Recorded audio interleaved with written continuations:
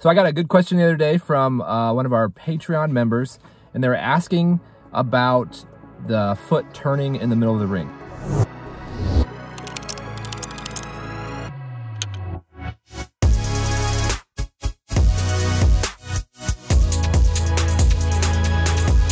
Hey, if you are watching this on YouTube, the only way to get direct access to me for specific questions is through my Patreon page. So if that's something, if you are a coach or a parent or a thrower, and you need help and want access to me to ask specific questions about technique and training, join my Patreon page. There are 3 membership options.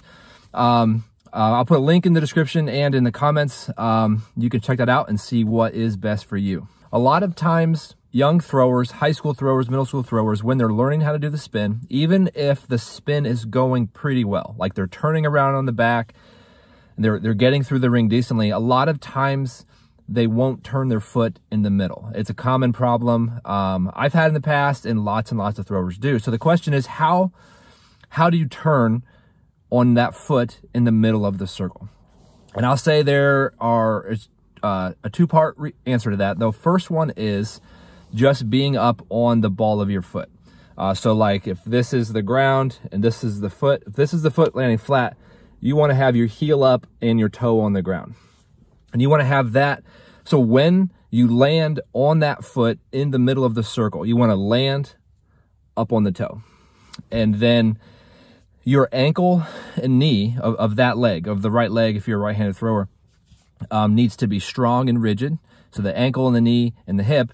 And so that when you land on it, it's just like solid, you're up on the toe.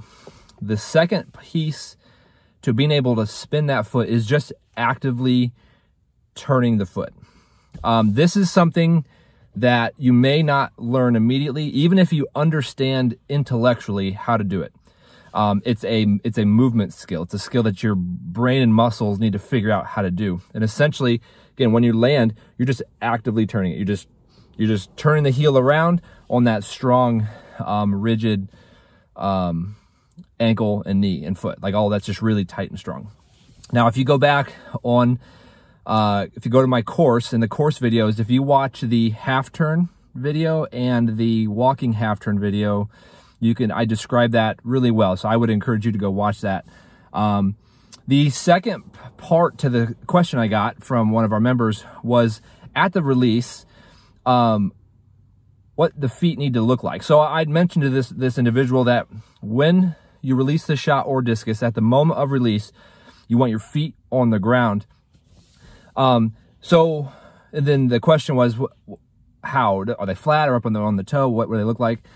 So there is a large room for error in this, right? So I'm going to talk about what is ideal technique, but most of us will never or don't reach ideal technique, but it doesn't mean that we can't keep throwing better and we can't keep improving. But so the ideal is when we're in our power position and we're just about ready to release that discus or shot put, our front foot, so if you're a right-hander, it'd be your left foot, is flat on the ground, and your back foot or your right foot is up on the toe. Because if you think about it, when you land in the middle of the circle and you land on your toe, and then you stay on your toe, you're turning all the way until that implement leaves your hand, then you're going to be on your toe. So I am going to go out now and demonstrate what I'm talking about. It's a little bit rainy, so that's why I'm recording this in the car right now. So I will demonstrate what that right leg looks like. So the question was, how do you turn your foot in the middle? That's a really hard thing to do. So let's say I am throwing in this direction and I've landed in my power position.